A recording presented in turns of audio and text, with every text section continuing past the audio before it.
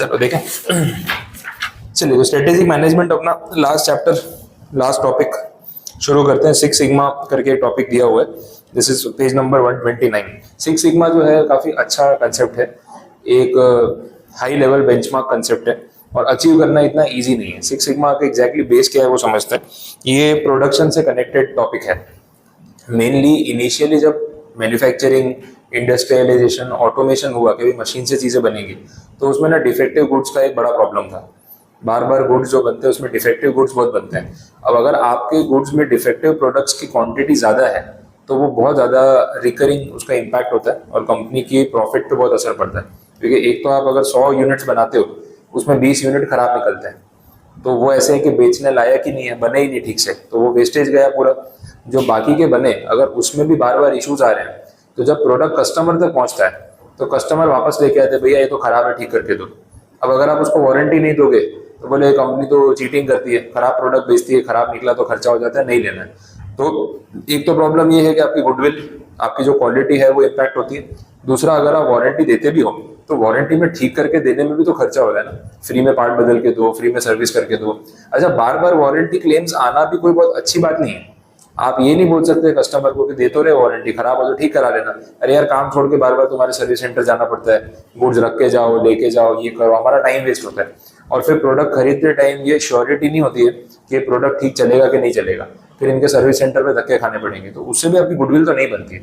सबसे अल्टीमेट तरीका वही है कि प्रोडक्ट बनाओ ऐसा कि बनते टाइम जो डिफेक्ट्स है वो मिनिमम हो और कस्टमर के हाथ में जो प्रोडक्ट जा रहा है उसमें वारंटी क्लेम्स भी मिनिमम हो। यही एक रास्ता है जिससे आपकी कंपनी गुडविल और एक जो रेपुटेशन है वो बन सकती है। आज जो भी प्रोडक्ट यूज कर रहे हो, अब मोबाइल फोन आजकल जो आते हैं, कहाँ सर्विस सेंटर जाना पड़ता है। मेरा वीवो का पिछला फोन था, मैंने 6.5 साल यूज किया, अभी रिसेंटली मैंने चेंज किया, 6 साल से वही फोन चल रहा था, अभी भी वर्किंग कंडीशन में, बंद नहीं हुआ है। मैंने आज तक कभी उसको सर्विस सेंटर पे लेके नहीं गया इतने साल में कि कभी कुछ खराब हुआ है, कुछ है, एज इट इज चल रहा है। अब एज के साथ वो फोन स्लो हो जाते हैं, वो बात अलग है, फॉर्मेट करूंगा तो शायद ठीक भी चल जाएगा, तो वही पॉइंट अलग है। लेकिन उसकी कंडीशन में ऐसी कोई प्रॉब्लम नहीं है कि मुझे बार बार रिपेयरिंग में लेके जाना पड़ रहा है। मतलब 1 साल में एक बार भी नहीं गया हूँ, आज तक सर्विस सेंटर देखा ही नहीं है, जरूरत ही नहीं पड़ी। अब ऐसी प्रोडक्ट क्वालिटी होती है तो अपने को ये रहता है कि यार टाइम वेस्ट नहीं होगा, अच्छी क्वालिटी का प्रोडक्ट है, ले लिया, हार्डली कभी कुछ प्रॉब्लम आएगी, आई तो कंपनी वारंटी में कर देगी, और नहीं आई तो बेस्ट है, चलता रहेगा। तो ऐसी अगर गुडविल होती है तो फिर वो रेपुटेशन कस्टमर के माइंड में अच्छे से क्रिएट होती है। सिक्स सिग्मा अगेन ये सब जापानीज टेक्नोलॉजी या कंसेप्ट ही हैं मोस्टली। तो सिक्स सिग्मा में उन्होंने ये बात की है कि हमें अचीव करना है कि जितना भी प्रोडक्शन हम करें उसमें नंबर ऑफ डिफेक्ट्स रिड्यूस करना है। तो ये सिक्स सिग्मा तो अल्टीमेट है, शुरुआत हुई थी 1 सिग्मा से, और इसका पूरा चार्ट मैं आपको यहाँ बता दूंगा अभी कि कितने डिफेक्टिव प्रोडक्ट्स की बात होती है। इसमें क्राइटेरिया है पर मिलियन प्रोडक्ट्स। अगर आपने 10 लाख प्रोडक्ट बनाए तो उसमें से कितने प्रोडक्ट खराब निकलेंगे, उस हिसाब से आपको रेटिंग मिलेगी। अगर आप कम से कम प्रोडक्ट खराब बनाते हो तो आप सिक्स सिग्मा की तरफ जाओगे। 1 सिग्मा में नंबर ऑफ डिफेक्ट ज्यादा थे, 2 सिग्मा में उससे कम किए, 3 सिग्मा में और उससे रिफाइन किया, 4 सिग्मा में और रिफाइन किया, अभी 6 सिग्मा तक पहुंचे। और 6 सिग्मा का रिफाइनमेंट रेशियो पता है क्या है? 10 million product, sorry 10 lakh product या 1 मिलियन प्रोडक्ट आप बनाते हो तो उसमें सिर्फ 3.4 यूनिट्स ऑन एन एवरेज खराब निकलने चाहिए। इतना ही डिफेक्ट रेशियो होना चाहिए, 3.4 आउट ऑफ 10 लाख। अगर इतनी एक्यूरेसी आपने अचीव कर ली अपनी प्रोडक्शन कैपेसिटी में या यूनिट पे, तो आप बोल सकते हो कि आप 6 सिग्मा वाले लेवल पे काम कर रहे हो। और इसका 6 सिग्मा सर्टिफिकेशन मिलता है कि भाई हमारी कंपनी 6 सिग्मा अचीव कर चुकी है। मतलब हम 10 लाख यूनिट प्रोडक्शन करेंगे ना तो 3.4 का नंबर है एवरेज, 3-4 यूनिट से ज्यादा प्रोडक्ट खराब नहीं निकलेंगे पूरे लॉट में। बाकी के समझो 9,99,996 यूनिट जो है वो प्रॉपर होंगे, एकदम करेक्ट, जिसके अंदर कोई डिफेक्ट नहीं आएगा। अगर इतना अपन ने एक्यूरेसी अचीव की तो 6 सिग्मा अचीव किया ऐसा माना जाएगा। 5 सिग्मा में थोड़े नंबर और डिफेक्ट ज्यादा होते हैं, कुछ 10 लाख पे 200-300 यूनिट होते हैं। 4 सिग्मा पे जाओगे तो कुछ 1000 में होते हैं, फिर 3 सिग्मा में जाओगे तो कुछ और बढ़ेगा, 1 सिग्मा में तो लैक्स में होता है। 10 लाख में से 3-4 लाख यूनिट में डिफेक्ट आ रहा है तो 1 सिग्मा, ऐसा रेशियो होता है। तो ये सारी चीजें यहाँ पे मेन है जो अचीव करने की बात हो रही है। अब कंपनीज को अपनी स्ट्रैटेजी वैसी लगानी पड़ती है, अपना प्रोसेस वैसे रिफाइन करना पड़ता है, अपनी मशीन उस क्वालिटी की लगानी पड़ती है, स्टाफ को स्किल वैसे करना पड़ता है, रॉ मटेरियल का इनपुट उतनी अच्छी क्वालिटी का देना पड़ता है। सारे फैक्टर्स अगर ठीक होंगे तो ये अचीव हो पाएगा, नहीं तो नहीं होगा। अगर रॉ मटेरियल आपका सही नहीं है, वेंडर से सप्लाई ले रहे हो उसमें कंपोनेंट में इशू है, या फिर आपका लेबर स्किल्ड नहीं है, या आपकी मशीन में प्रॉब्लम है, कुछ भी इशू है, प्रोसेस में प्रॉब्लम है, आपने प्रोसेस ठीक से टाइमलाइन नहीं किया हुआ है, तो कहीं ना कहीं वो डिफेक्ट्स का प्रॉब्लम आने ही वाला है और ये 6 सिग्मा आप अचीव नहीं कर पाओगे। तो ये तो एक बहुत हाई लेवल अल्टीमेट बेंचमार्क है कि जहाँ 10 लाख यूनिट में से 3-4 यूनिट में प्रॉब्लम आती है। तो बड़ी कंपनीज ने अचीव किया है नो डाउट, लेकिन बड़ा टफ है। तो उसके बारे में इन्होंने ये सारी स्टोरी यहाँ पे बताई है कि किस तरीके से कंपनी इस पे काम करती है। वैसे ठीक है, सिक्स सिग्मा को लेके काफी सारे पॉइंट्स हो सकते हैं। एक अपना ये मुंबई में ना वो डब्बा वाला सर्विस चलती है, टिफिन डिलीवरी, है ना, आपने देखा होगा, व्हाइट कलर की टोपी यूनिफॉर्म पहन के साइकिल पे जाते हैं। अभी डब्बा वाला मतलब ऑलमोस्ट आउटडेटेड हो गया, लेकिन समझो 1850 से, पर बीच में कोविड के बाद तो खत्म हो गया था ऑलमोस्ट, वापस शुरू हुआ होगा पता नहीं, लेकिन कोविड के बाद तो इनकी डॉक्यूमेंट्री बीबीसी पे इंटरव्यूज बहुत आए थे कि बोले हमारा धंधा ही खत्म हो गया, तो बोले हमारे पास कमाई नहीं है, काम नहीं है। बहुत सारे डब्बा वाला दूसरे जॉब ढूंढ रहे थे बिकॉज इनकम खत्म हो गई थी, क्योंकि लोग वर्क फ्रॉम होम कर रहे थे, उनका काम इम्पैक्ट हुआ था, अब वापस चल पड़ा होगा। अब वो जो डब्बा वाला सर्विस है उस पर तो ये हार्वर्ड और ऑक्सफोर्ड वाले स्टडी करके गए, और वो लोग आए, उस पर रिसर्च किया कि ये लोग कैसे ये सिस्टम चला रहे हैं, और 1850 से ऐसा कुछ चल रहा है, 150 साल पुरानी सर्विस है, कोई नई सर्विस नहीं है, और तब से वो लोग साइकिल पे ही डिलीवरी करते हैं। कोई मोबाइल फोन नहीं, कोई व्हाट्सएप सॉफ्टवेयर नहीं, कोई नेटवर्क नहीं, कुछ नहीं, सारा कोडवर्ड पे और चिट्ठियों पे काम होता है। आपका टिफिन जो है उसके ऊपर जो भी वो डब्बे पे नंबर वंबर लिखा है उसी के बेसिस पे हो जाता है, और इतना कोऑर्डिनेटेड है कि हर एरिया से कौन डब्बा वाला टिफिन कलेक्ट करेगा, फिर नियरेस्ट जो रेलवे स्टेशन है वहाँ पहुँचाना है। रेलवे में उनका जो लोकल ट्रेन चलती है उसमें अलग से बोगी अटैच की हुई है डब्बा वाला के लिए, तो सीधा सीधा वो पूरा क्रेट उसके अंदर चला जाएगा, दूसरे स्टेशन पे किसको वहां से उतारना है, फिर उसको कहाँ डिलीवर करना है, सब कलर कोडिंग है और नंबर कोडिंग है जो डब्बे पे लिखा होता है, बाकी कुछ भी नहीं है। तो कोई चिट्ठी विट्ठी नहीं, कोई मोबाइल फोन नहीं, कोई फोन करके नहीं बोलना ये टिफिन है वो टिफिन है। और उनकी एक्यूरेसी है, उन्होंने सिक्स सिग्मा अचीव किया डिलीवरी में, और 10 लाख डब्बे डिलीवर करेंगे ना तो 2 या 3 डब्बे भी गलत डिलीवर नहीं होंगे, मतलब आपका टिफिन आपके घर से मुंबई में आपके ऑफिस तक आपके टेबल पे पहुंचेगा। तो वो कैसे उन्होंने अचीव किया है, वो नेटवर्क कैसे सेटअप किया है विदाउट टेक्नोलॉजी, वो सबसे बड़ी चीज है। ये तो सॉफ्टवेयर हो तो भाई फोटो डाल दिया, ट्रैक कर ले, ये नंबर वो नंबर, कुछ नहीं, टाइम ही नहीं है। और इतना फटाफट वो लोग भागते हैं कि ट्रेन के टाइम के साथ कोऑर्डिनेट किया हुआ है कि ट्रेन स्टेशन पे पहुंचती है लोकल, उसके 2 मिनट पहले वो डब्बा वाला पहुंच गया होता है, उनका क्रेट रेडी होता है, बस ट्रेन रुक की चढ़ाया निकल गए, 1 सेकंड का भी और फ्रिक्शन का टाइम नहीं है अपने पास। तो इतनी एक्यूरेसी उन्होंने अचीव की। तो हार्वर्ड वालों ने पूरा स्टडी किया और उनको सिक्स सिग्मा सर्टिफिकेशन दिया कि भाई आपने इस लेवल पे जो अचीव किया हुआ है उस वो कैसे हो रहा है हमें समझना है। वैसा तो उसका पूरा केस स्टडी उन्होंने बनाया था। वैसे ये सब चीजें हैं, सिक्स सिग्मा इस तरीके से सर्विस में भी यूज होता है। वैसे इन्होंने एक एग्जांपल दिया है ना, उसमें पिज्जा डिलीवरी की बात हो रही है। अब ये जो पिज्जा डिलीवरी सर्विस है, डोमिनोज का मैं केस स्टडी पढ़ रहा था, डोमिनोज में भी उन्होंने उसी तरीके से पूरा ब्रेक डाउन किया था। डोमिनोज वर्सेस पिज्जा हट का केस स्टडी था। पिज्जा हट पीछे रह गया इंडिया में, डोमिनोज काफी आगे निकल गया। तो पिज्जा की क्वालिटी डोमिनोज की बेटर नहीं है, उसकी मार्केटिंग बेटर है। और ये बहुत जरूरी लेसन है कि आप घटिया प्रोडक्ट भी अच्छी मार्केटिंग करके बेचोगे तो शायद ज्यादा चल जाएगा। तो ये लोगों के दिमाग में एक बार बैठ जाना चाहिए। पिज्जा हट का पिज्जा आज भी डोमिनोज से 10 गुना अच्छा है, नो डाउट। आप दोनों पिज्जा खा के देख लो, आपको पिज्जा हट बेटर लगेगा। ब्रेड की क्वालिटी, टेस्ट, सॉसेस की क्वालिटी, उसमें बहुत डिफरेंस है। डोमिनोज का क्रस्ट तो खत्म ही नहीं होता, कच्चा आटा लगता है, पीछे के बॉर्डर तो आप छोड़ ही देते हो। आप पिज्जा हट का पूरा स्लाइस खत्म कर सकते हो कि आपको कच्चा नहीं लगेगा। तो कुकिंग में काफी फर्क है। बट मार्केटिंग में उन्होंने 2 चीजों पे टारगेट किया, एक चीज बर्स्ट को प्रमोट किया और दूसरा 30 मिनट्स डिलीवरी, 30 मिनट में पिज्जा आपके घर पे पहुंचाएंगे। वो जो 30 मिनट्स वाला हुक था ना, उसमें कस्टमर ट्रैप हो गया और चीज बर्स्ट में उनको एक वो वेराइटी मिल गई जो और कोई नहीं दे रहा था। तो उस वजह से जो वो फेमस हुआ, अब लोगों के दिमाग में डोमिनोज बैठ गया। तो वो स्ट्रैटेजी उन्होंने कैसे लगाई, 30 मिनट्स की जब बात हुई तो जो उसका सीईओ था उसने बोला कि यार ये आइडिया है मेरे माइंड में। पूरा बोर्ड बोले थे, दिमाग खराब हो गया, 30 मिनट्स में हम पिज्जा बना के पैक करके किसी के डोर स्टेप तक कैसे पहुंचाएंगे, वो भी इंडिया में।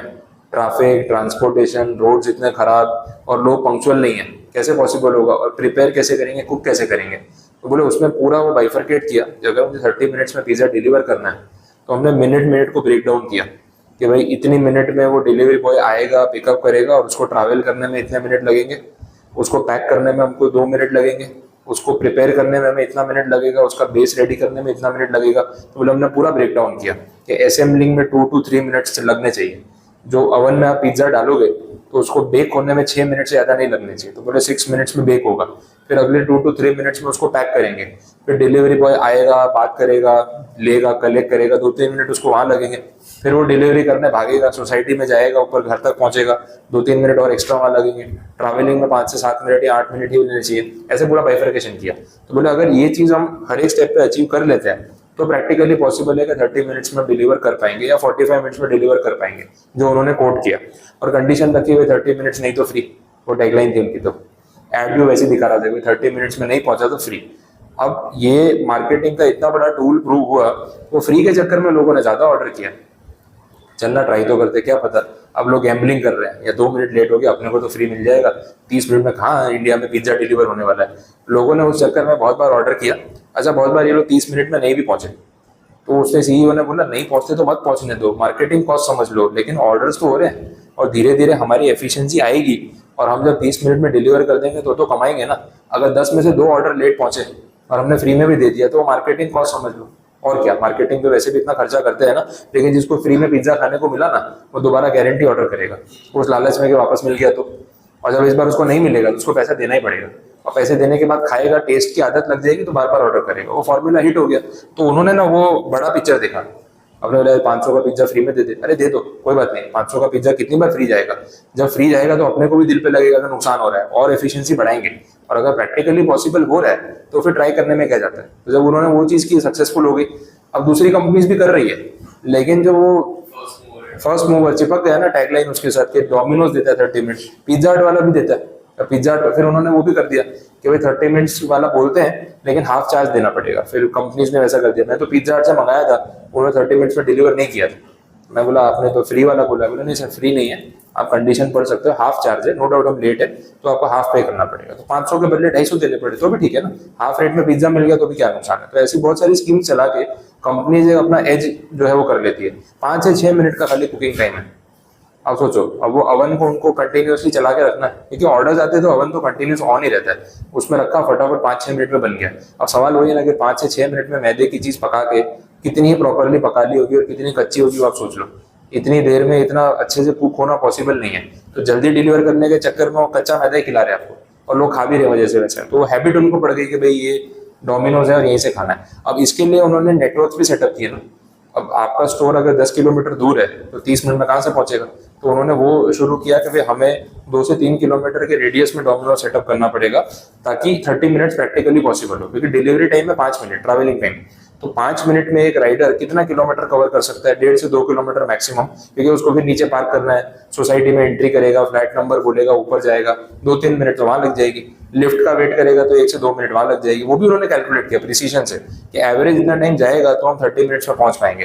तो जिन एरियाज में 2 किलोमीटर के रेडियस में डोमिनोज है, वहां पे वो लोग कमिटमेंट दे रहे थे कि हम 30 मिनट्स में पहुंचा देंगे, बाकी जगह उन्होंने नहीं दिया, फिर धीरे धीरे अडॉप्ट किया वैसे। ये सब चीजें तो सिक्स सिग्मा टेक्नोलॉजी या जो भी आप बोलो सिस्टम काफी इफेक्टिव प्रूव हुआ है और कंपनीज को बेनिफिट होता है वैसा।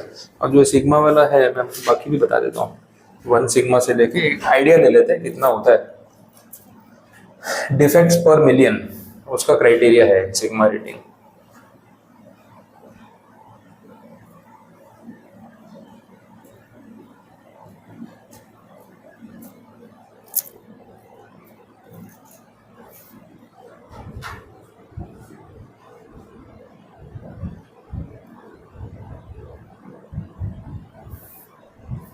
देखो ये जैसे 1 सिग्मा टू 6 सिग्मा, अगर 1 सिग्मा लेवल है आपका, दैट मीन्स आपका डिफेक्ट जो है वो 69% है।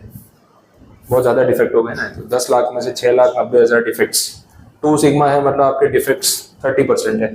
3 सिग्मा है मतलब जो आपका एफिशिएंसी है, डिफेक्ट्स इतने बोल लो, बाकी की एफिशिएंसी होगी कि 10 लाख में से 66,000 यूनिट्स में डिफेक्टिवनेस आ रही है, बाकी प्रॉपर है। 4 सिग्मा पे जाओगे तो 10 लाख में से 6210, 5 सिग्मा पे जाओगे तो सिर्फ 233, 300 200 300 के आसपास है। और 6 सिग्मा मतलब this is the accuracy, 10 lakh में से सिर्फ 3.4 यूनिट्स आपके खराब निकलेंगे वैसा है। तो ये लेवल्स है। अभी आपकी करंटली जो भी मैन्युफैक्चरिंग यूनिट है उसमें कितने डिफेक्ट्स आ रहे हैं, उसके बेसिस पे आप क्लेम कर सकते हो कि भाई हम कौन सी कैटेगरी में है। So this is 1 sigma two 6 sigma, nearly perfect quality is 6 sigma वैसा है। ये सर्टिफिकेशन आवर वाले ये मेरे को भी देखना पड़ेगा, ये कैसे सर्टिफिकेशन है या आप खुद क्लेम कर सकते हो, वो नॉर्मल पैरामीटर है। मुझे भी देखना पड़ेगा। देखते हैं ना कुछ है क्या।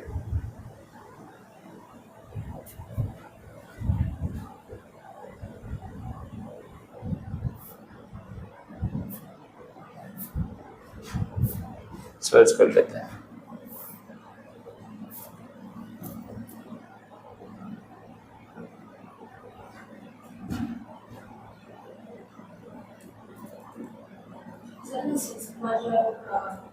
ये स्टैंडर्ड हाँ हाँ ये फिक्स है, ये डिक्लेयर्ड स्टैंडर्ड है, वैसा है। सारे कंपनी ये फॉलो करती है मतलब ऐसा फॉलो करने वाली बात नहीं है, ये वर्ल्ड में पैरामीटर फिक्स कर दिया है। अब अगर आप ये 3.4 डिफेक्ट्स पर मिलियन रीच कर लेते हो तो you can claim for 6 sigma certification. तो ये नंबर्स फिक्स है, 233 डिफेक्ट्स और 5 सिग्मा है, वैसा है। तो वो आप ये जैसे वो ISO सर्टिफिकेशन नहीं होता, उस टाइप का प्रोसेस होगा इसमें। ये तो बेल्ट वाला पीछे एक अथॉरिटी है इसके लिए, IASSC करके बोला हुआ है।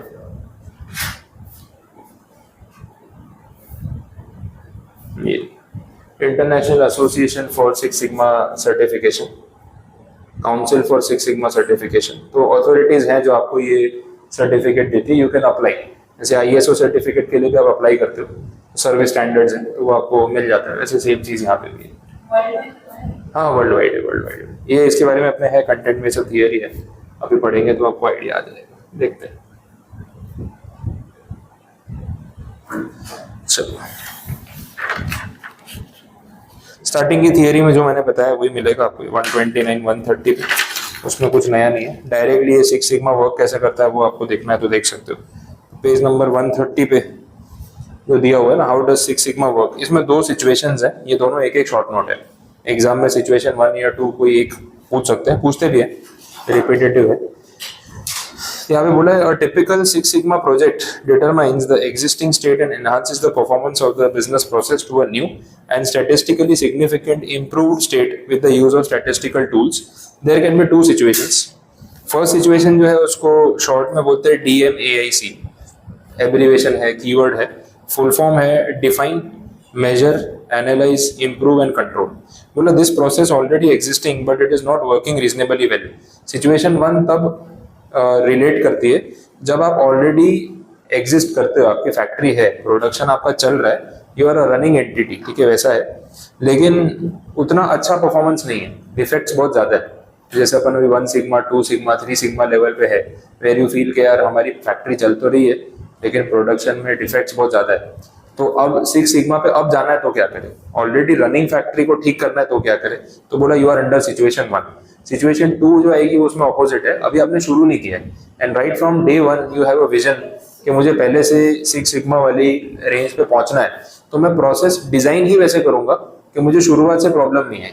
अब पुराने जमाने में जिन्होंने फैक्ट्रियां लगा दी थी, जैसे समझ आया वैसे लगा दी थी। आजकल है ना प्रोडक्शन प्लानिंग होता है, प्लांट का लेआउट होता है, तो हर चीज बहुत क्रिटिकली सोच के रखी होती है कि redundancy, repetition, wastage of time, transportation, goods यहाँ से उठा के वहाँ रखना, ऐसा मजदूरी नहीं करनी है। प्लांट का लेआउट वैसे डिजाइन करो कि भाई स्ट्रीमलाइन हो जाए, स्मूथनेस हो, फटाफट गुड्स आया, एक प्रोसेस से दूसरे पे गया, सीधा बन के बाहर निकल गया, वैसा होता है। तो ये सब चीजें अब प्लान होती है। पुराने जमाने में क्या है ना, जिसको जैसा समझ में आता तो सेटअप करता था, फिर धीरे धीरे मालूम पड़ता है ऐसा नहीं बनाना चाहिए था, वैसा करते हैं ना तो बेटर होता। तो आप एग्जिस्टिंग सिचुएशन को भी इंप्रूव करने के लिए फिर नेसेसरी चेंजेस कर सकते हो, वैसा। तो इसमें बोला DMAIC का मतलब है define, measure, analyse, improve and control. सबसे पहले बोले डिफाइन द प्रॉब्लम स्टेटमेंट, वही हो गया ना, सेम स्ट्रेटेजी में होता है, सेम चीज। प्रॉब्लम क्या है, कहाँ इशू आ रहा है, किस वजह से डिफेक्ट्स बढ़ रहे हैं, वैसा है। Measure a complete picture of the current state of the process, currently हम कैसे मैन्युफैक्चरिंग कर रहे हैं, उस पूरे प्रोसेस की छोटी छोटी चीजों को एक बार समझो आप, वैसा है।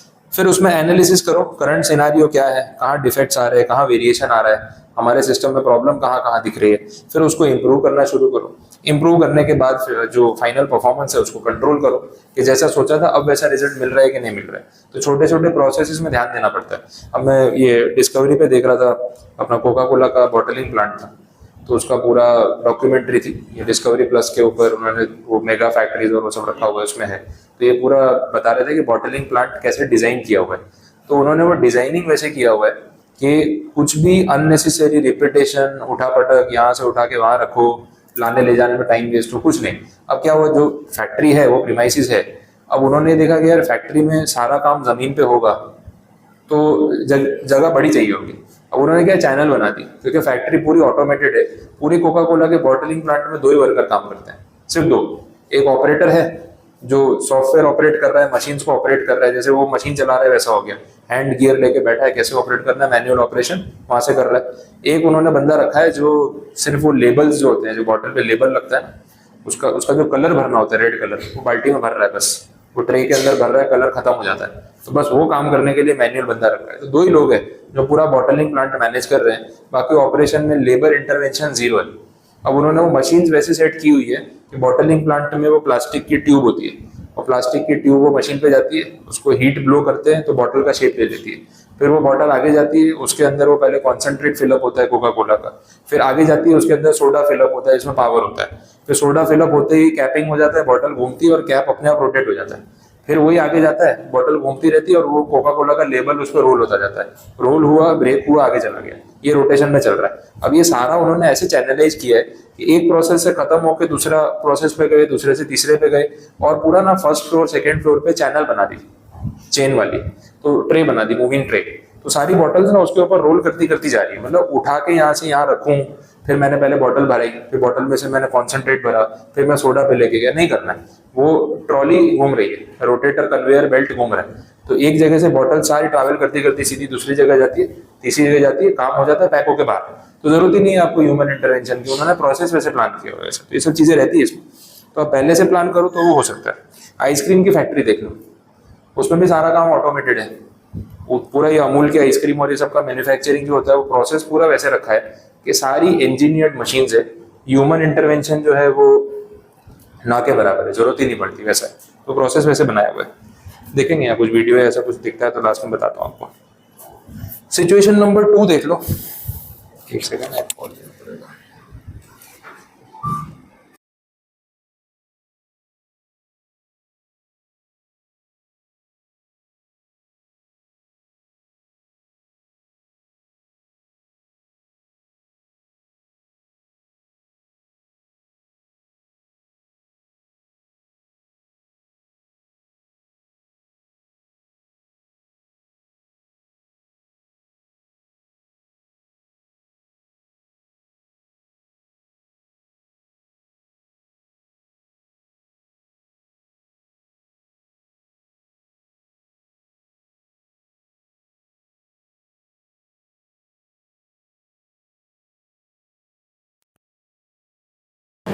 हाँ वो भी है, वो क्रिएटिव काम में क्या है ना, हर किसी को समझ नहीं आता है कि कैसा चाहिए वैसा है, तो वो समझाते समझाते फिर किसी को भी काम दो, फिर वो रिपेयर ही करते रहो, फिर ऐसा लगता है जितनी देर में मैं रिपेयर किया उतनी देर में मैं ही कर देता, हाँ, तो वो अल्टीमेटली लगता है कि मैं खुद ही कर दूँ बेटर है, तो इस पर फिर चल रहा है, तो ठीक है, ऐसा है।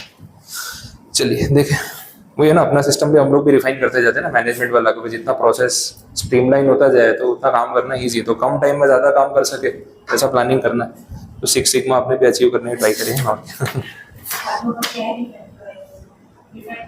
Number of pass outs 10 lakh बच्चों में से 3 ही बच्चे फेल हो, ठीक है। चलो, तो सिचुएशन नंबर 1 आपने देखी, ये DMAIC ध्यान रखना, तो अपने आप आइडिया आ जाएगा। जो नेक्स्ट सिचुएशन 2 है उसमें बोला है, this situation when there is no process in existence at all and it has to be designed using the design for 6 sigma. पहले से डिजाइन वैसे करो ना कि भाई आपको बाद में रिपेयरिंग ना करना पड़े।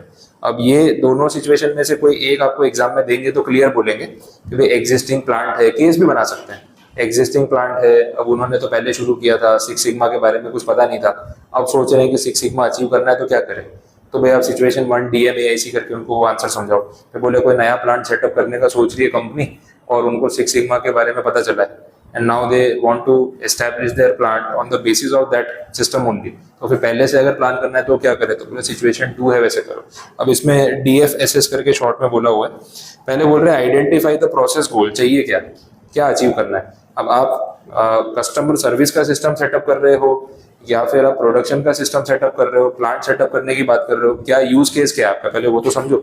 मुझे ध्यान है बहुत साल पहले ना सैमसंग का मोबाइल फोन लिया था मेरे भाई ने, तो सैमसंग का मोबाइल, पुराने टाइम पे जो फोन आते थे, ये अभी जो स्मार्टफोन है उसके पहले वाली सीरीज समझ लो, 8-10 साल पहले बैटरी निकालने वाले फोन्स वो आते थे, पीछे से कैप खोला बैटरी निकाली, वो सब जो फोन आते थे उसमें रिपेयरिंग का कुछ ना कुछ काम निकलता था, कुछ टाइम के बाद हैंग हो जाता था, फॉर्मेट कराने जाओ तो हर 6-8 महीने साल में एक बार फॉर्मेट, कभी बैटरी फूल जाती थी तो बैटरी चेंज कराने जाओ तो कुछ ना कुछ प्रॉब्लम आती थी, कभी डस्ट की वजह से फोन अटक जाता, खोल के क्लीनिंग करके देते थे तो पूरा फोन खुल जाता था ऐसे। आजकल के फोन तो ओपन होते नहीं, लेकिन तब होते थे। तो सैमसंग का फोन मेरे भाई ने लिया तो उसमें प्रॉब्लम आई, सर्विस सेंटर पे गए, अपना मजूरा गेट पे ना मेन रोड पे सर्विस सेंटर था, तो लाइन लगती थी वहां पे। अब वहां पे हम लोग जाके, आप पूरा दिन बैठो वहां पे, मतलब इतना खराब मैनेजमेंट था उनका सर्विस का। अब सर्विस सेंटर पे क्या होना चाहिए, अगर मेरा फोन डेड है तो तुम फोन जमा करा लो, फोन ले लो, रिसीट दे दो, 2 दिन बाद रिपेयर करके दे देना। वो फोन सबमिट नहीं करते।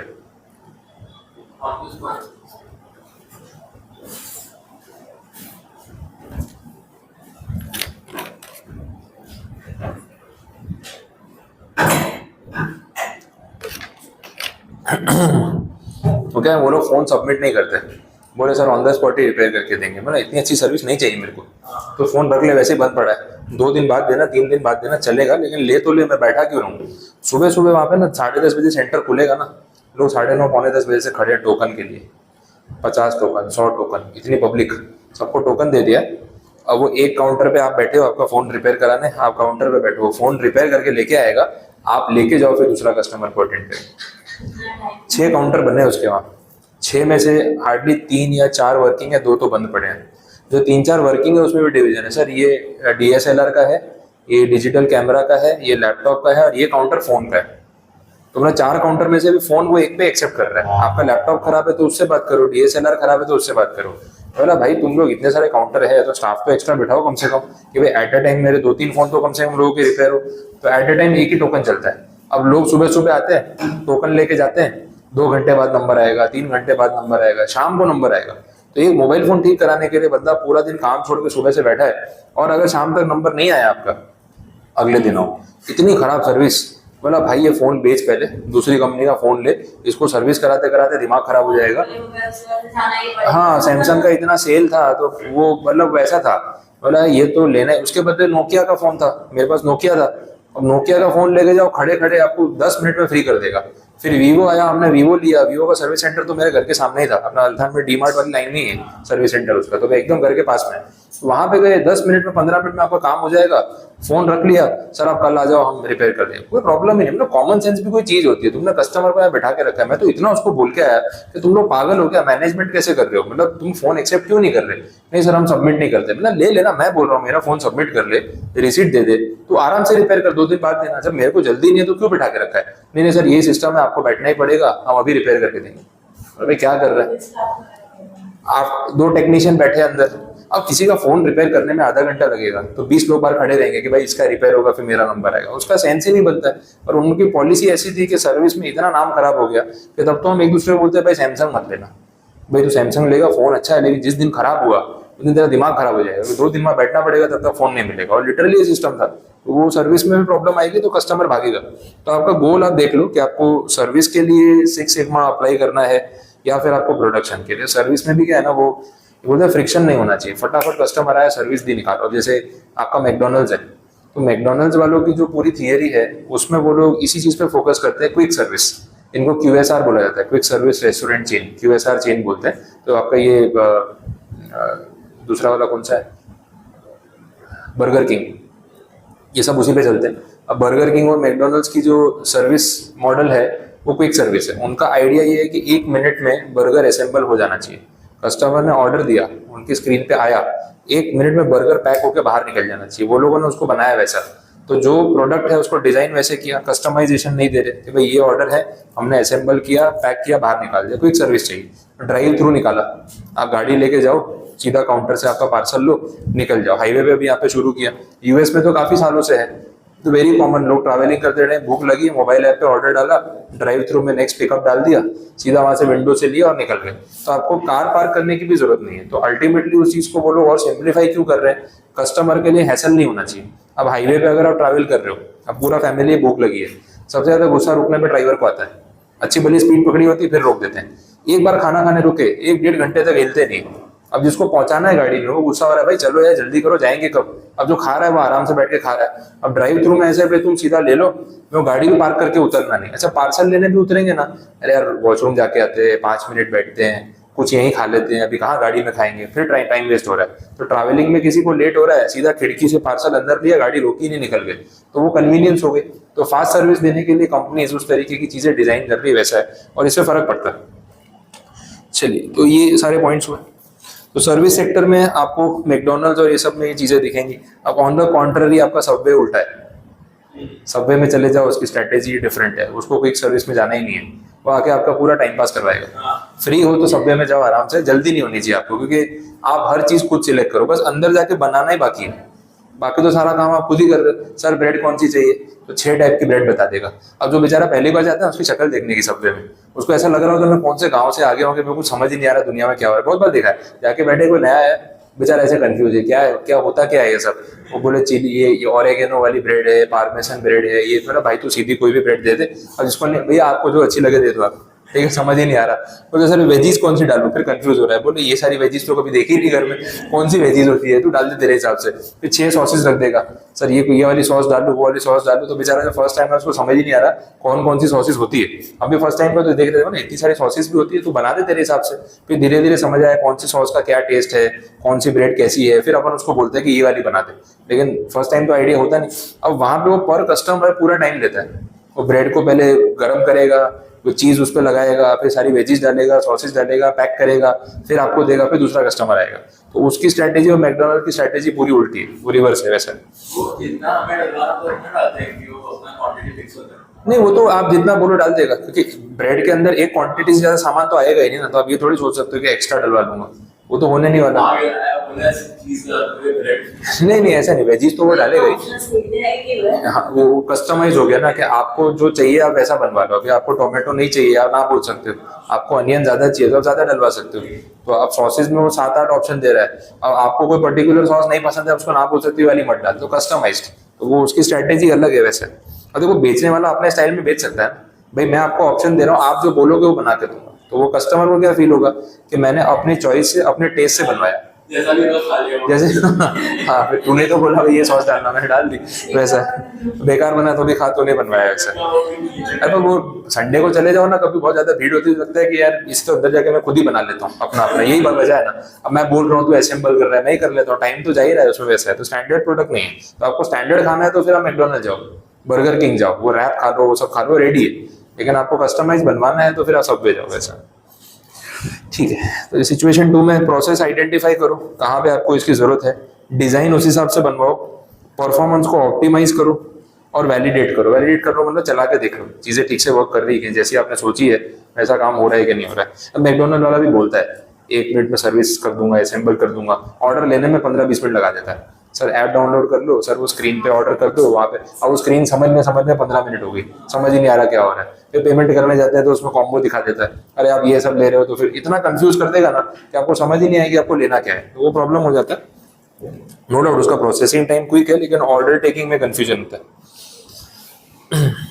मैं भी रिसेंटली गया था मैकडोनल्ड, तो वहाँ पे देख रहा था जो उनके ऑनलाइन ऑर्डर आते हैं, तो वो ऑनलाइन ऑर्डर का सिस्टम कंपनी ने ऐसा रखा है कि वहाँ पे CCTV लगा रखा है। उसका जो किचन है, किचन में वहाँ पे उसने ऐसा रखा है कि जो भी पार्सल के ऑर्डर है, जोमेटो के, स्विगी के, मैकडोनल्ड के ऐप से, तो पार्सल देने से पहले ना वो ट्रे पे रखता है, ऊपर कैमरा लगा है, और वो कैमरा में फोटो क्लिक होता है, उसके बाद पैक होता है ऑर्डर नंबर के साथ, ताकि वहाँ का स्टाफ गलत ऑर्डर ना पहुँचाए।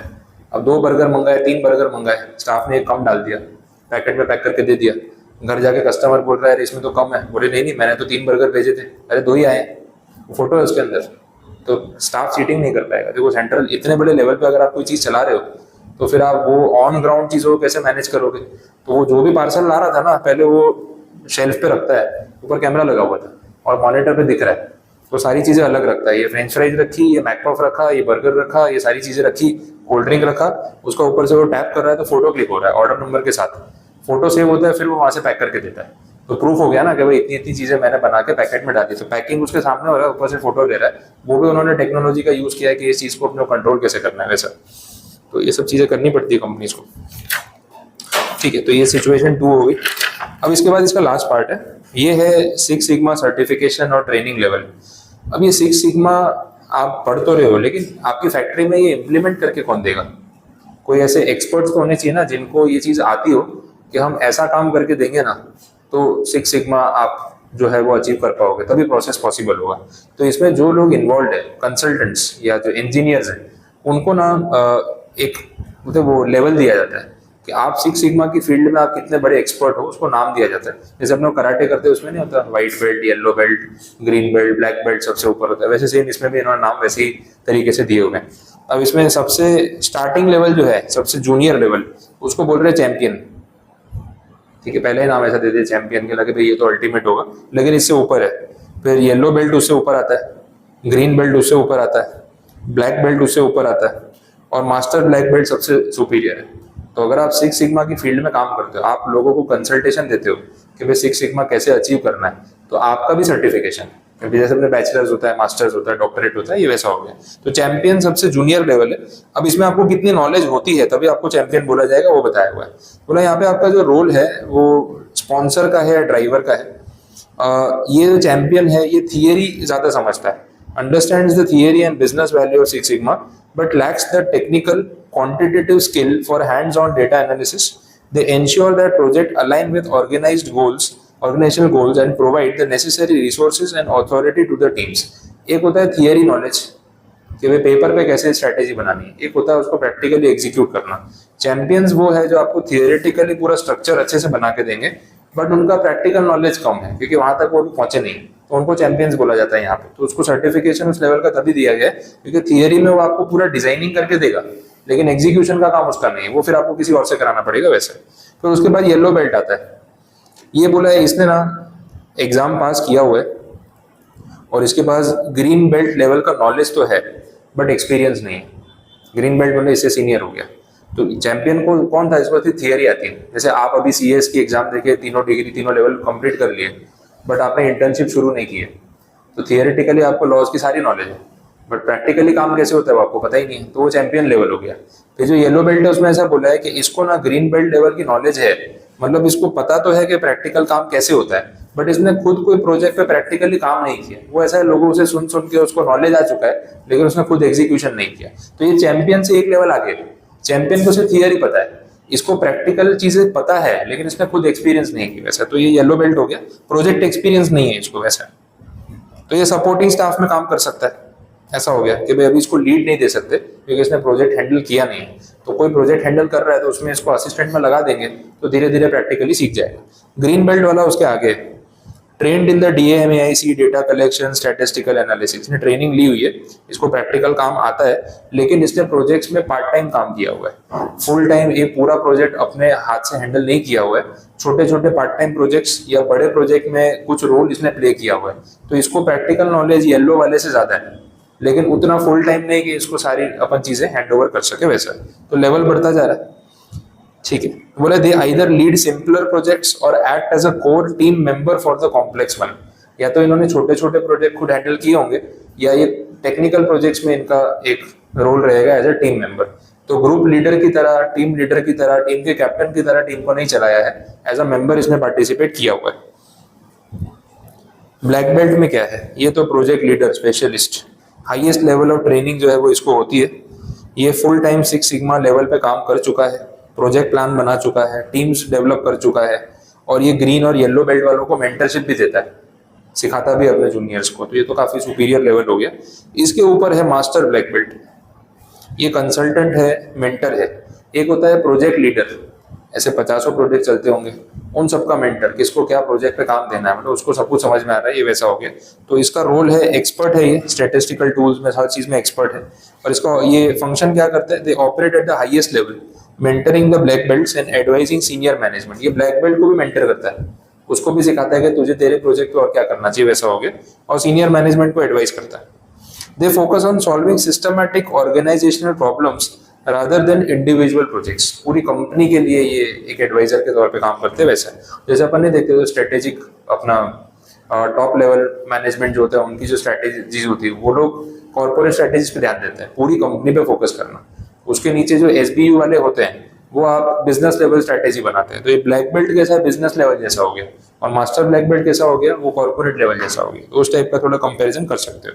तो ये सारे पॉइंट्स हैं, हायरार्की है। अब ये भी मॉड्यूल में आप देखोगे तो उल्टी पुल्टी दे रखी है, सीक्वेंस में नहीं दिया हुआ है।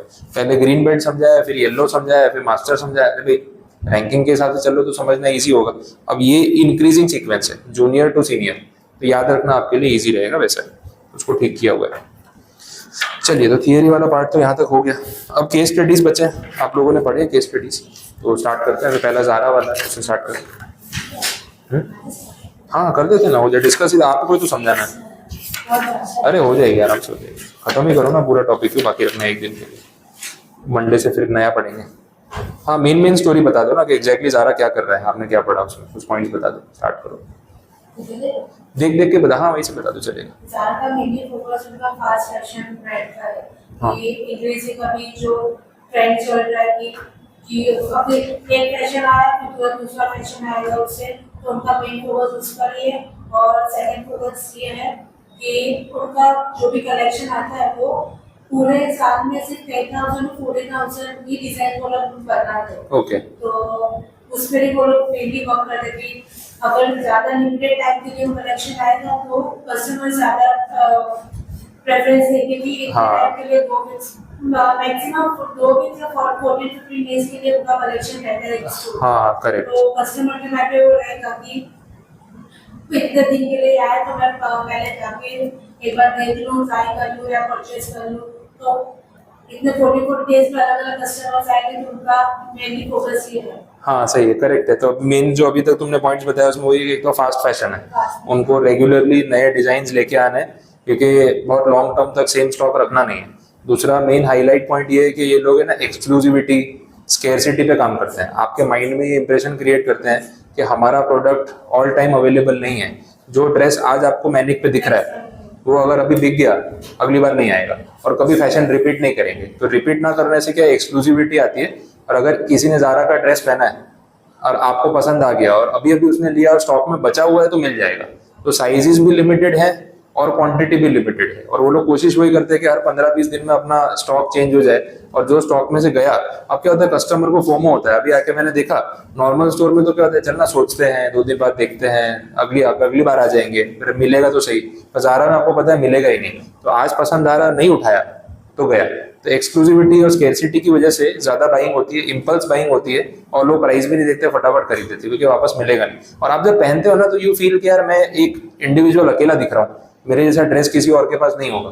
तो वो उसका जो एक वो कॉन्फिडेंस और वो जो प्रीमियम फीलिंग आती है कि मेरे पास जो है वो एक्सक्लूसिव हर किसी के पास नहीं है, तो वो उससे बहुत फर्क पड़ता है। और ये साइकोलॉजिकल है, फीमेल कंज्यूमर में ये चीज ज्यादा होती है, ठीक है। मेल कस्टमर और फीमेल कस्टमर में ये ऑपोजिट डिफरेंस है। अभी अपन दोनों ने सेम टी शर्ट पहना तो अपन खुश हो रहे हैं, अरे सेम मेरे जैसा टी शर्ट है। और अगर 2 लेडीज ने सेम, मेरा कॉपी करती है ये तो उसने पहना है, सबने पहना है, क्या मतलब यार, पूरा मूड खराब हो गया। तो आईने में देख के खुश होके आई थी, बोले क्या अच्छा ड्रेस लग रहा है। और 2 लोगों ने सेम अगर पहना है या किसी एक ने सिमिलर पहना है तो वही ड्रेस देख के मूड खराब हो रहा है कि ये नहीं पहनना। तो उनको मालूम है कि ये साइकोलॉजी ऐसी है कंज्यूमर की, तो इसलिए वो लोग उस चीज का यूज कर रहे हैं वैसा। और कुछ पॉइंट है? और ये मैन्युफैक्चरिंग सोर्सिंग को लेके क्या बोला है? ओके।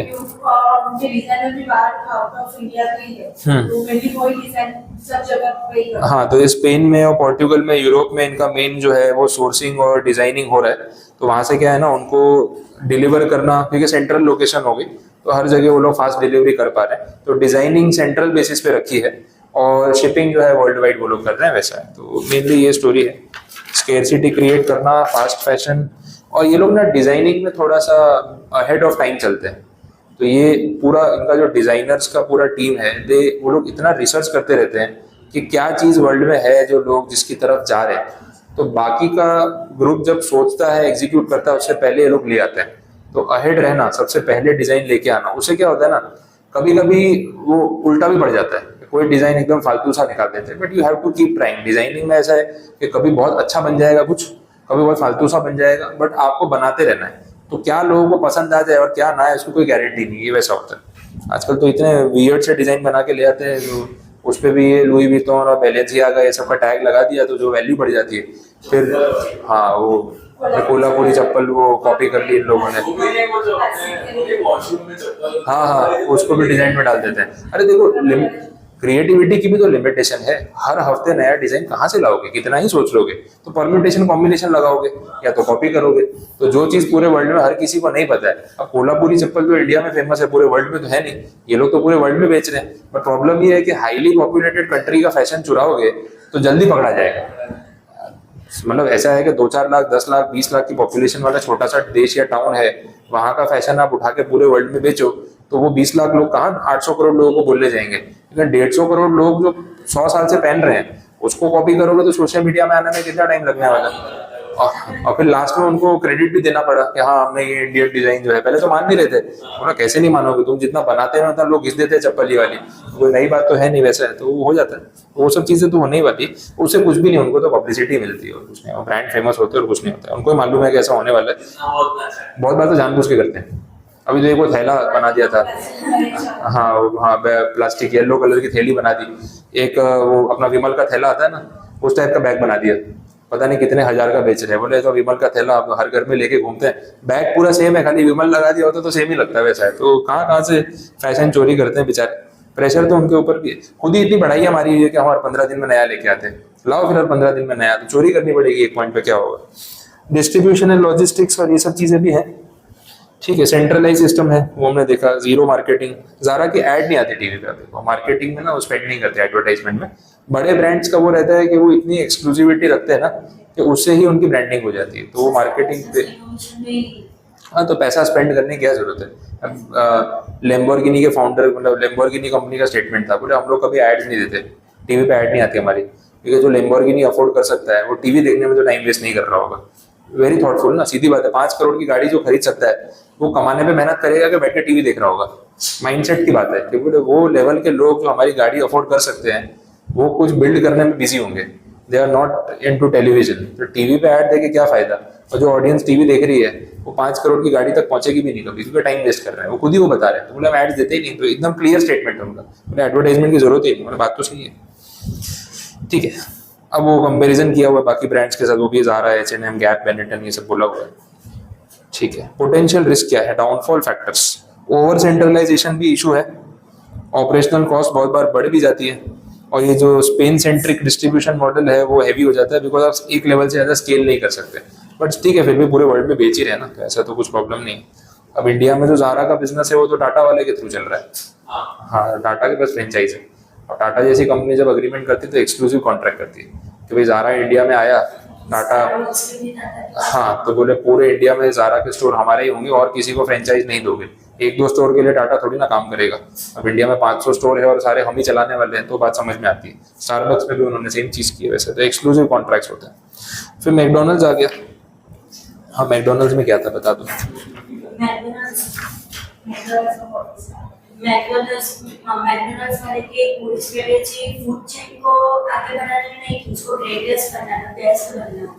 उसने 5 की फैक्टर्स पे फोकस किया, और प्राइस, रेट्स, प्रमोशन के लिए जो ओलंपिक्स होती है, गेम्स, उसमें भी उसने स्पॉन्सरशिप की, फिर प्रोडक्ट में स्टैंडर्डाइज किया कि ये फॉर्मेट को उसने मेंटेन की, क्वालिटी भी मेंटेन की है, स्पीड भी मेंटेन की है, सब कुछ किया है। ओके, फिर जो जियोग्राफिकल स्ट्रेटेजी प्लान वाला पॉइंट है उसमें ऐसा है कि जो हर एक कंट्री के हिसाब से उसने अपना मेनू कस्टमाइज किया। फॉर एग्जांपल जो यूनाइटेड स्टेट्स है उसमें ये जो मैगी में मैकडोनल्ड्स में सब ब्रेकफास्ट माइंडसेट से आते हैं, और इंडिया में वो कंसेप्ट नहीं है। इंडिया में ऐसा है कि हम कुछ फास्ट फूड के लिए जाना है, डिनर के लिए जाना है, तो यहाँ पे वो कंसेप्ट नहीं चला कि वो ब्रेकफास्ट आ। हाँ करेक्ट। फिर हर स्टेट के हिसाब से उसने अपना एक कस्टमाइज मेनू रेडी किया। हाँ, फिर उसने एक मैकडोनल्ड्स ने अपनी ऑपरेशनल टेक्निक स्ट्रेटेजीज लगाया। इसमें फर्स्ट है ड्राइव थ्रू ऑप्टिमाइजेशन। उसमें ऐसा था कि कुछ कस्टमर ऐसे भी थे कि जिसके पास टाइम नहीं था और उसको मींस वेट करना उससे पॉसिबल नहीं था, तो उसके लिए विंडो ही क्रिएट करी कि तुम यहाँ से लेके। हाँ बराबर। फिर डे नाइट, ये जब कुछ भी नहीं हो, ओपन नहीं हो, तब उन लोगों ने सर्विस की। सही है। किचन सिस्टम स्ट्रेटेजी लगाई कि स्पीड तो हमें मेंटेन करनी है, वो तो फास्ट होनी चाहिए, पर साथ में क्वालिटी भी कॉम्प्रोमाइज नहीं होनी चाहिए। फिर एक मैक कैफे वाला उनका कंसेप्ट है, इसमें हमें फूड प्रोवाइड नहीं करेगा, और भी बेवरेजेस, हाँ बेवरेजेस और ड्रिंक्स, करेक्ट, जूसेस है, शेक्स है, मिल्क शेक्स है, वो सब भी उन्होंने ऐड कर दिया। फिर उसका मार्केटिंग मिक्स वाली स्ट्रेटजी जिसमें प्रोडक्ट वेरिएशंस, ब्रांडेड, ये ब्रांडेड प्रोडक्ट भी देनी है हाँ। और रीजनेबल, करेक्ट। प्रीमियम लिस्ट पे उसने कॉन्सेप्ट नहीं दिया। फिर बिजनेस प्रोडक्ट ट्रांजिशंस में से कि उसने फोकस किया है कि कैपिटल इंटेंसिव लेस है और हाईली वो Franchise मॉडल है। फिर एक्सक्लूसिव में चाइना ही है कि जिसमें ये मैकडॉनल्ड्स कम चल रहा है, वहाँ पे ये मॉडल नहीं काम है। करेक्ट है। हाँ, बहुत सारे पॉइंट्स अच्छे अच्छे हैं इसमें। जो स्टार्टिंग में आपने देखा भाई, people, product, place, pricing, promotion, सब पे फोकस किया उन्होंने। भाई लोगों तक तो पहुंचना ही है, अच्छे प्रोडक्ट्स भी बनाने हैं, इनोवेशंस भी करने हैं, हर लोकेशन पे अपना रेस्टोरेंट खोलना है, तो एरियाज भी कवर करते गए पूरे वर्ल्ड के, और जो प्राइस है वो भी अफोर्डेबल रखा कि वो फेमस वहाँ से हुआ था कि वो बाहर एक हाँ, क्लाउन बिठा रखा है। हाँ, तो उसका जो वो क्लाउन है, वो जो मेन उसका कैरेक्टर है, उसकी वजह से वो फेमस हो गया, वैसा है। तो वो भी एक एडवांटेज है। एक टैगलाइन लेके आ गया, I am loving it, McDonald की टैगलाइन है ना, वैसा है। हाँ, तो ये जो चीज़ है वो उन्होंने की। फिर जोग्राफिकल लोकेशन के हिसाब से आपने जो बोला भाई, यूएस में क्या है ना, वो घर पे नाश्ता बना के देने वाला कोई नहीं है, तो ये सुबह बाहर जाके नाश्ता कर रहे हैं, तो फिर वहाँ पे वो ब्रेकफास्ट वाले कंसेप्ट में मैकडोनल्ड ज्यादा फोकस कर रहा है। अपने यहाँ पे क्या यंग जनरेशन है, जंक फूड वाली जनरेशन है, चलते फिरते शाम को खा लिया, क्लास से निकले तो खा लिया, फैमिली के साथ रात को डिनर पे निकले तो मैकडी चले गए एनी टाइम। तो मेन्यू उन्होंने उस हिसाब से रखा है कि कस्टमर की प्रेफरेंस क्या है वो समझा। ऑपरेशनल एफिशिएंसी में ड्राइव थ्रू तो अपन ने बात की थी। कल्चर को भी फॉलो किया कि इंडिया में बीफ नहीं, हाँ, मीट वाला, हाँ, रिमूव कर दिया।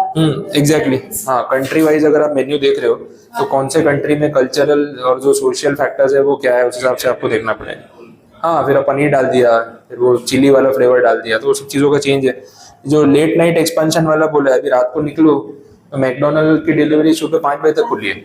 हाँ, ये अपना पार्ले पॉइंट वाला है, वो तो सुबह 5 बजे तक ओपन रहता है। हाँ, बोल रहा था मुझे, बोले 5 बजे तक तो हम लोग कर देते हैं। तो वो क्लाउड किचन जैसा हो गया कि भाई डाइन इन बंद है 12 बजे के बाद, बट आप लेके जा सकते हो। घर के पास है, वो भी 3 बजे तक खुला रहता है। अब रात को कभी लेट भूख लगी है तो पता है कि मैकडोनल्ड तो मिल ही जाएगा, तो वो लोग वो कस्टमर्स को भी टारगेट कर रहे हैं कि जो लेट नाइट कुछ खाना चाहते हैं, तो एक अवेलेबिलिटी रहेगी, क्योंकि बाकी सब चीज़ें के ऑप्शंस कम हो जाते हैं वैसे, तो वो है। तो ये सब पे भी फोकस कर रहे हैं।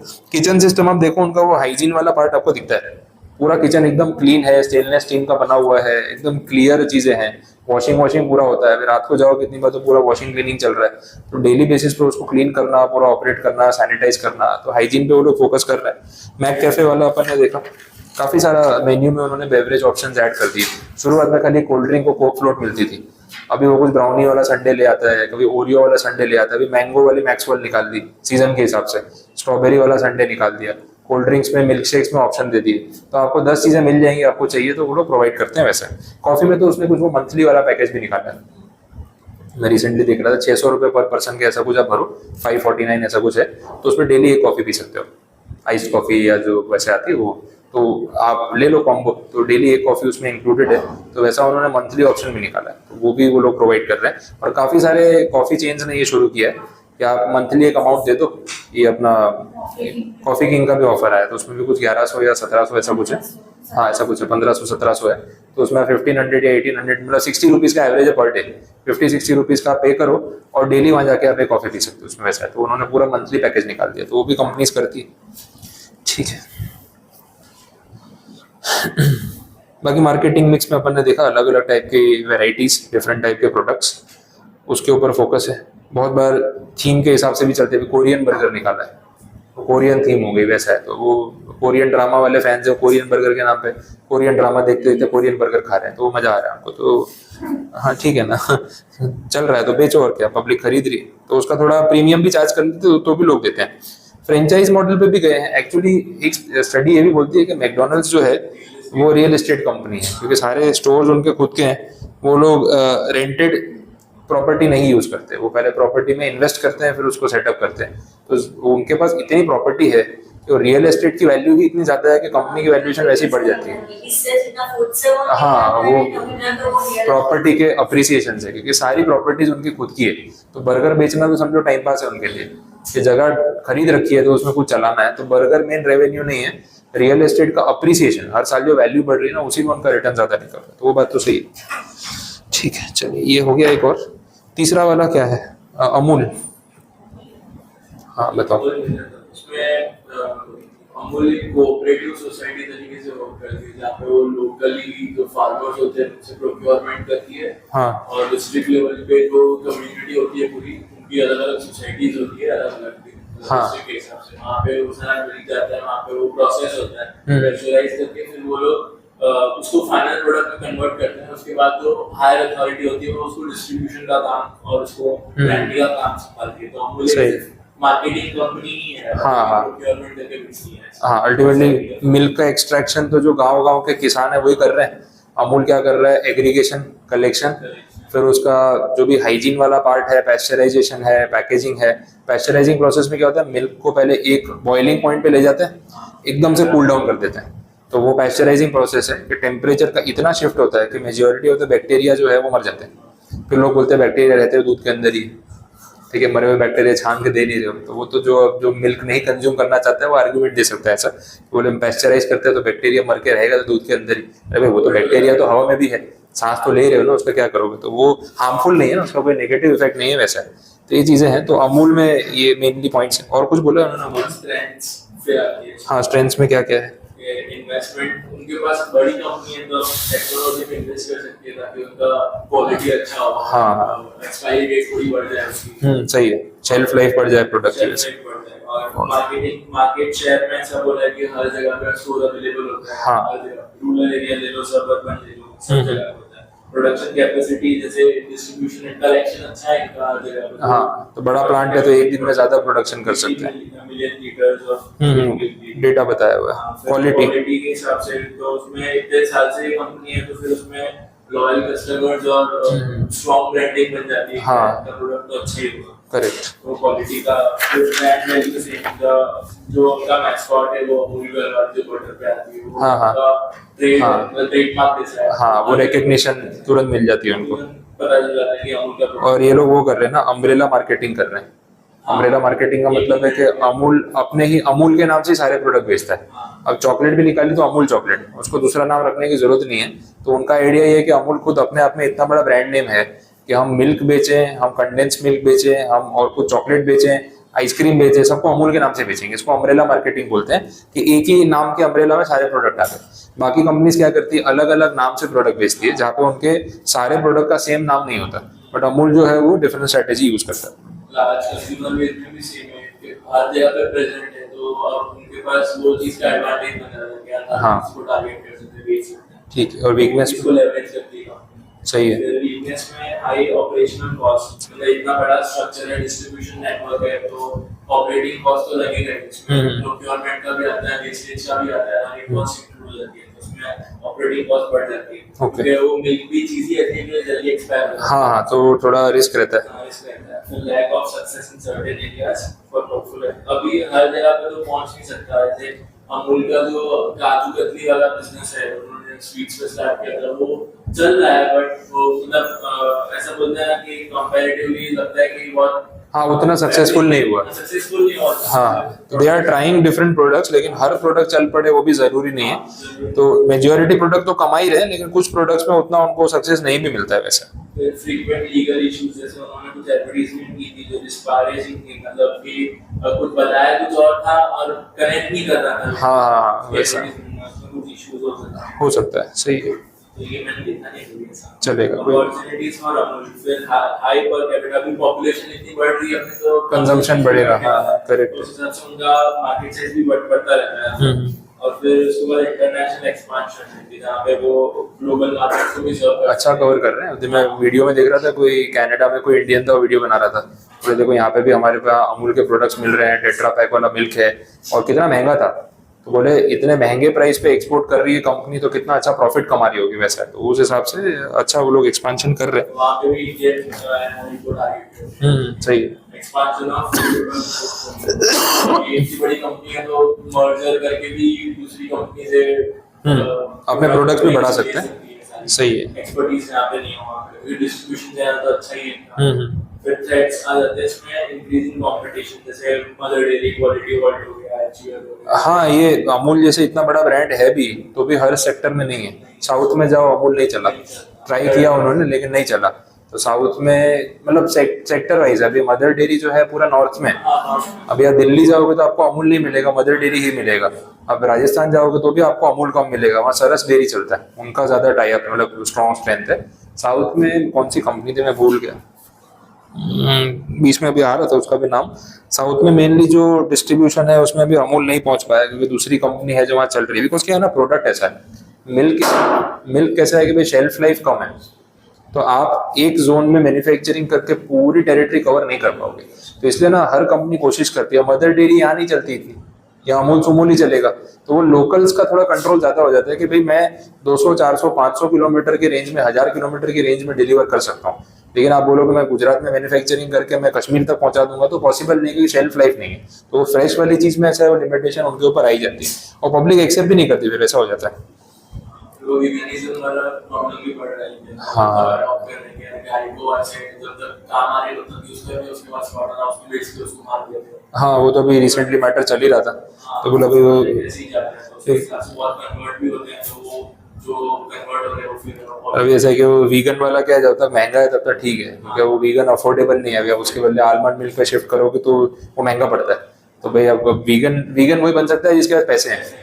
गरीब आदमी को वीगन बीच में नहीं आता, बोले तू सीधा दूध दे 30 रुपए लीटर, ये थैली का हो गया 32 रुपए, वो महंगा पड़ रहा है, अभी वीगन पे कहाँ जाएंगे। तो वीगन वाला जो सेगमेंट है थोड़ा प्रीमियमनेस ज्यादा है, तो उस हिसाब से उनको थोड़ा वो थ्रेट है, लेकिन उतना ज्यादा अभी फिलहाल नहीं है। वैसा है, आगे कुछ बढ़ गया तो फिर अलग चीज है। और बाकी स्वॉट एनालिसिस में जो चीजें आपको पता चल रही है वो तो आपके सामने है। ठीक है, चलो। अभी इसमें कंपनी है जो फॉरेनर में चीज में एस्टैब्लिश कर सकती है।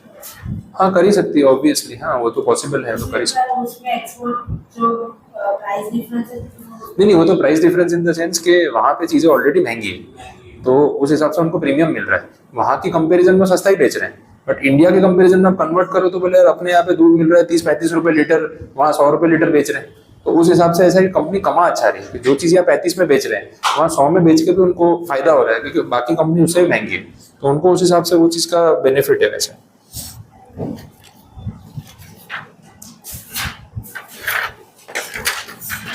हाँ, स्टारबक्स क्या है स्टारबक्स में? स्टारबक्स में ऐसा था कि उसका मेन कंसेप्ट है बियॉन्ड कॉफी जाना। हाँ। सिर्फ कॉफी तक रिस्ट्रिक्ट नहीं रहना है, हमें तो प्रीमियम एटमॉस्फेयर, एनवायरनमेंट ये सब भी हमें प्रोवाइड करना है। Okay. और उसका मेन फोकस वो भी था कि थर्ड प्लेस बनाना है between home and work. Home और वर्क के बाद अगर कोई प्लेस हो स्टारबक्स ऐसे कि भाई वहाँ पे रिलैक्सेशन के साथ वो अपना वर्क भी कर सके और सिर्फ प्रीमियमनेस भी फील कर सके वो लोग। हाँ, बराबर। तो उनका मेन फोकस है। हाँ, तो एग्जैक्टली पहले जो स्टार्टिंग स्ट्रेटेजी जो यही थी कि भाई लोग वर्किंग है, कोई लैपटॉप लेके बैठा है, उसको काम करना है, तो एक ऐसी जगह होनी चाहिए कि ऑफिस के अलावा कहीं बैठ के काम करना चाहे तो उसको स्पेस मिलनी चाहिए। तो वहाँ पे उन्होंने जो सेटअप किया वो एक नॉर्मल कॉफी चेन के बदले आपको चार्जिंग पॉइंट दे दिया, आपको बुक्स दे दी, आपको टेबल वैसा दे दिया जहाँ पे आप लैपटॉप रख के काम कर सको, चार्जर कनेक्ट कर सको। तो उस तरीके से वो लोग आपको वो चीज़ का प्रीमियम फील भी दे रहे हैं कि भाई एक्सक्लूसिव जगह है, हर कोई आके नहीं बैठ जाएगा, शोर शराबा नहीं होगा और आप अपना काम कर सकते हो। तो एक वर्क प्लेस जैसे एग्जैक्टली तुमने बोला कि थर्ड प्लेस, उनकी स्ट्रैटेजी थी घर और ऑफिस, उसके अलावा एक तीसरी जगह जहाँ पे हमें दोनों का कंफर्ट मिल जाए। That was the main objective, जिस बेसिस पे उन्होंने स्टारबक्स ऐसा भी है उसमें। हाँ, ऐसा कोई लिमिटेशन है कि कोई उठा देगा। हाँ, वो चीज है ना। तो आप कितने लोग बुक्स रीड कर रहे होते हैं वहाँ जाके, आराम से बैठे अपना कॉफी लेके बैठ गए, 2 घंटे बैठे, 4 घंटे बैठे, कोई बोलने वाला नहीं। तो इसलिए वो प्राइसिंग थोड़ी प्रीमियम रखी है कि अगर एक टेबल इतने टाइम ऑक्यूपाई होता भी है। के लिए वो प्रीमियम चार्ज नहीं कर रहा है। हाँ, वो बैठे एटमॉस्फेयर। प्रोवाइड कर रहा है उसके लिए। हाँ, एग्जैक्टली उसके लिए चार्ज कर रहे हैं। ठीक है, और क्या?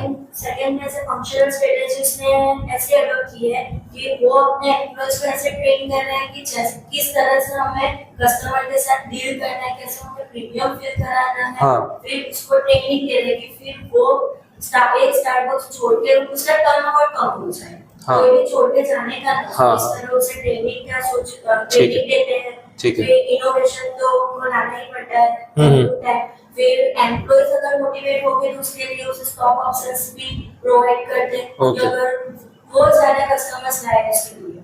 हाँ, फिर फंक्शनल स्ट्रेटजीज में ऐसा था कि क्लस्टरिंग स्ट्रेटजी, उसमें उन्होंने एक जियोग्राफिकल लोकेशन भी ऐसा सिलेक्ट किया है कि कोई कॉम्पिटिटर आए उससे पहले हम ऐसी जगह ले ले कि वहां हमें ज्यादा बेनिफिट, हाँ। ज्यादा कस्टमर गैदर कर सकें। हाँ, ये क्लस्टरिंग में से बोल रहे हैं कि रोड के दोनों साइड पे स्टारबक्स है। यहाँ से भी स्टारबक्स कमा रहा है, वहां से भी कमा रहा है, तो आप आ रहे हो कि जा रहे हो, रोड क्रॉस करके नहीं जाना पड़े, दोनों साइड मिल जाए, वो भी एक स्ट्रैटेजी है।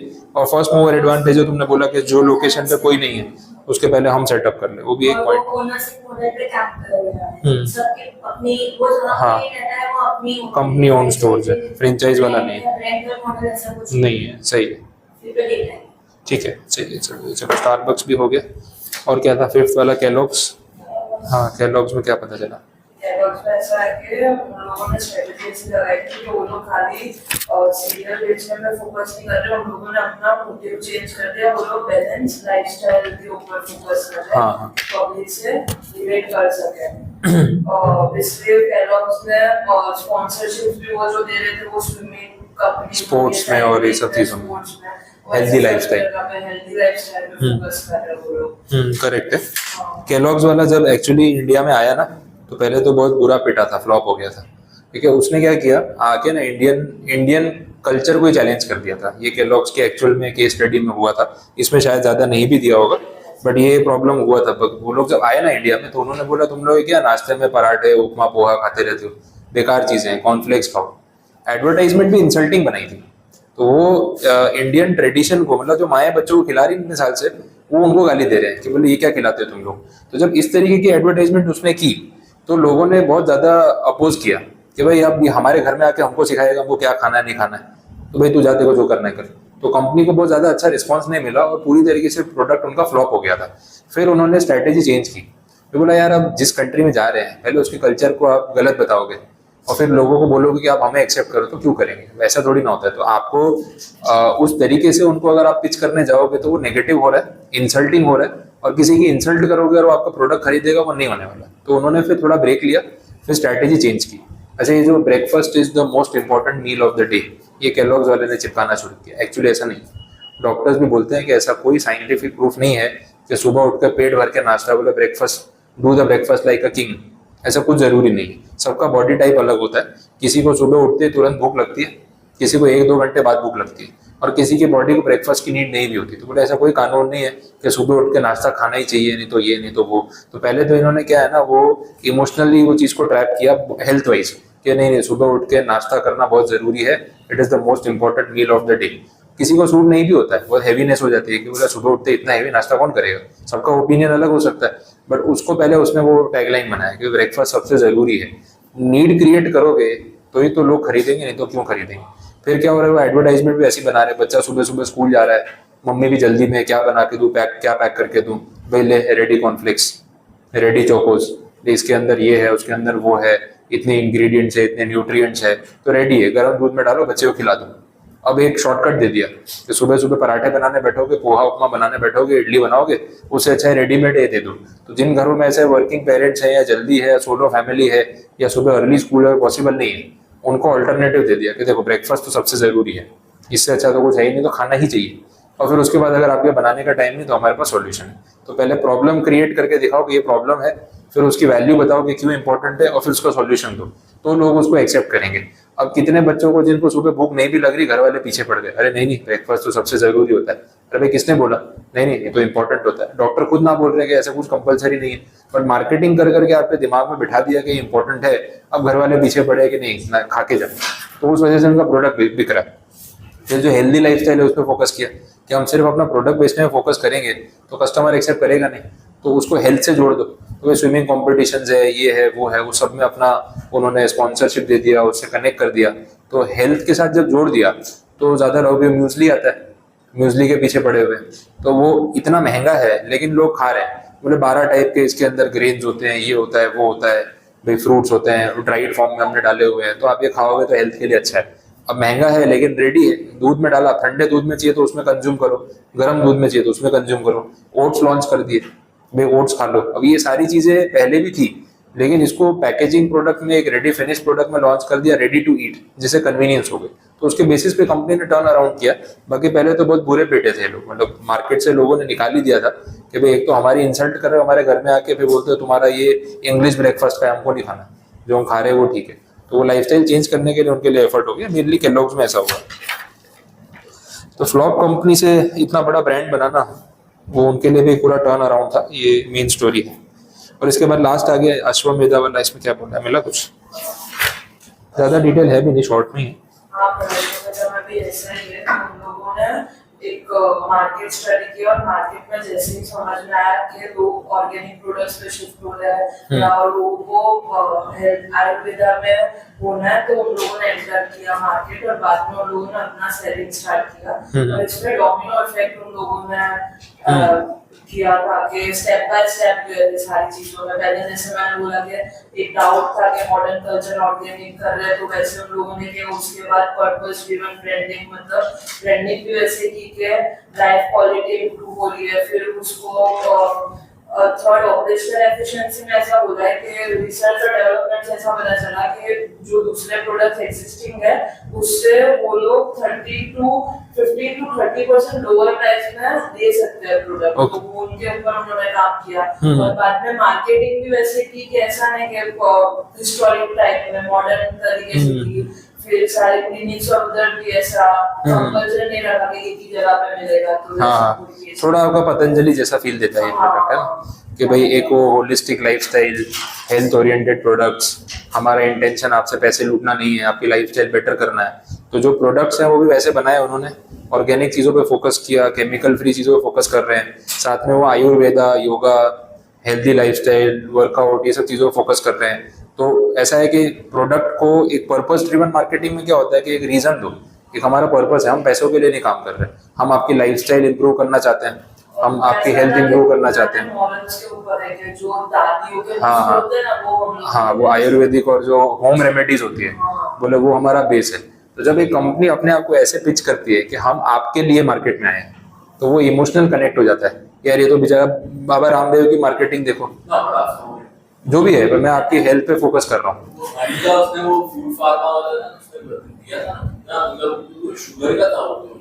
वो प्रूव नहीं हुआ, पर हनी वाला प्रूव नहीं हुआ, वो एलिगेशन था, लैब टेस्टिंग भी हुआ, बट बहुत थोड़ा बहुत माइनर शुगर होता है। बट बोले वो तो हर कंपनी थोड़ा बहुत टेस्ट के लिए मिक्सअप करती है, बट कोई मेजर क्वांटिटी में नहीं था। तो एलिगेशंस तो लगते रहते हैं।